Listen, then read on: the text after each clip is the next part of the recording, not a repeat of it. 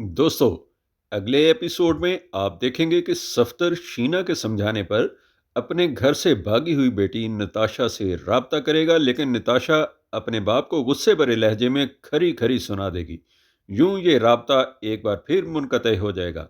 सफदर चाहता है कि नताशा राजी से शादी कर ले, लेकिन नताशा को राजी में कोई इंटरेस्ट ही नहीं है। इसने घर से भागकर आवारा लड़के शेरी से कोर्ट मैरिज कर ली है। उधर फैजान की अपनी बीवी हादिया पर अचानक नवाज़शाह से सभी हैरान हैं।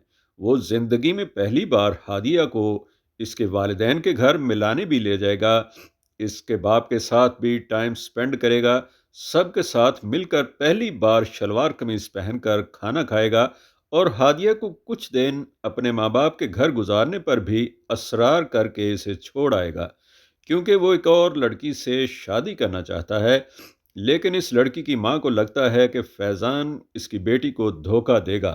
तो दोस्तों, हम उम्मीद करते हैं कि आपको हमारी ये वीडियो पसंद आई होगी। इस वीडियो को लाइक कीजिए और हमारे इस चैनल को सब्सक्राइब कीजिए। शुक्रिया। अल्लाह हाफिज़।